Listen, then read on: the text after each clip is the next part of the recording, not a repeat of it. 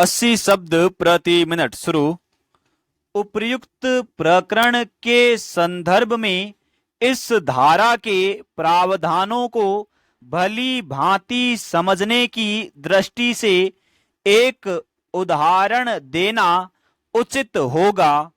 दंड संहिता की धारा 324 के अंतर्गत घातक आयुध या साधन से उपहति पहुंचाई जाने का अपराध जमानतीय अपराध है, लेकिन संज्ञेय है।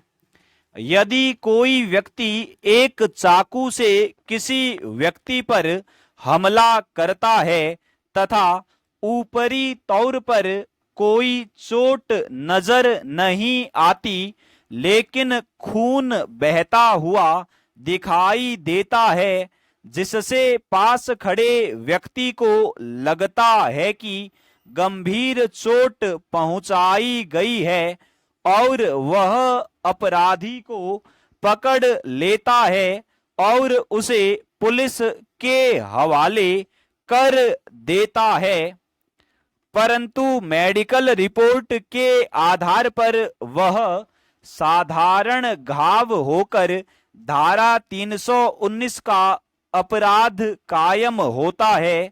लेकिन जब अपराध किया गया था तब वही घाव धारा 307 के अपराध होने जैसा प्रतीत होता था।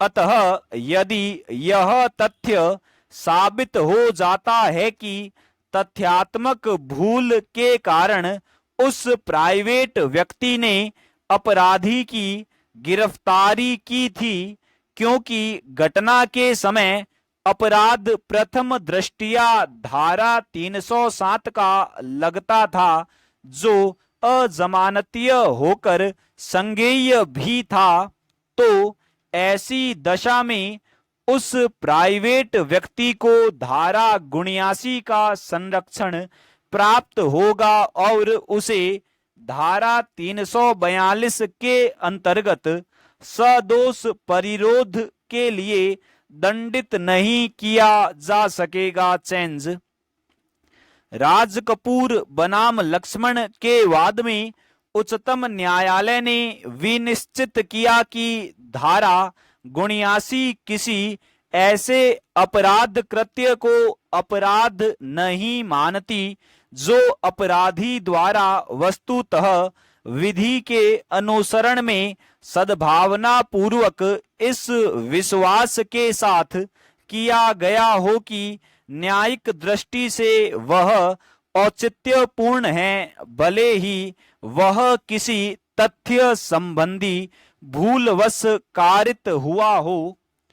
इस मामले में एक कथित अश्लील फिल्म को सेंसर बोर्ड ने प्रदर्शन की मंजूरी दे दी थी, अतः प्रोड्यूसर को धारा 292 के अंतर्गत दोषी नहीं माना गया, क्योंकि उसे धारा 79 के अधीन बचाव प्राप्त था। चेंज उच्चतम न्यायालय ने JMR वने बनाम बंबई राज्य के मामले में विनिश्चित किया कि अभियुक्त को धारा 79 के अंतर्गत संरक्षण दिया जाना चाहिए अथवा नहीं।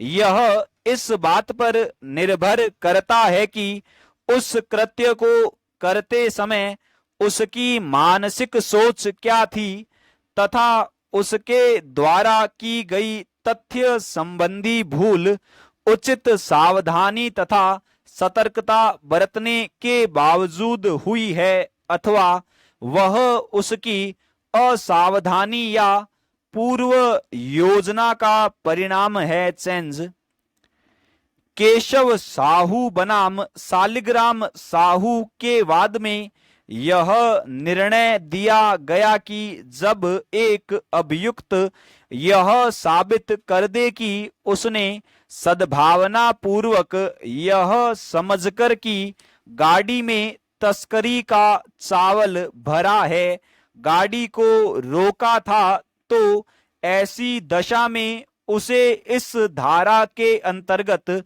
संरक्षण दिया जाना उचित होगा। उल्लेखनीय है कि धारा 79 का संरक्षण केवल भारतीय दंड संहिता के अधीन किए गए अपराधों तक ही सीमित न होकर यह अन्य सभी स्थानीय या विशिष्ट विधियों के अंतर्गत कारित अपराधों के प्रति भी लागू होता है। अतः राम बनाम राज्य के मामले में बंबई उच्च न्यायालय ने इस धारा के संरक्षण को वन अधिनियम के अंतर्गत किए गए अपराध के प्रति भी लागू किया। इस वाद में अभियुक्त एक ठेकेदार था जिसे सार्वजनिक कार्य के लिए पत्थर लाने का ठेका दिया गया था। जिस स्थान से पत्थर लाया जाना था वह संरक्षित वन होने के कारण अभियुक्त के विरुद्ध वन अधिनियम के अंतर्गत अपराध के लिए विचारण किया गया। अभियुक्त ने अपने बचाव में विधि की न्यायोचितता का तर्क प्रस्तुत करते हुए दंड संहिता की धारा 79 के अंतर्गत बचाव की दलील पेश की। अभियुक्त के तर्क को स्वीकार करते हुए उच्च न्यायालय ने उसे धारा 79 का लाभ देते हुए दोष मुक्त कर दिया। स्टॉप।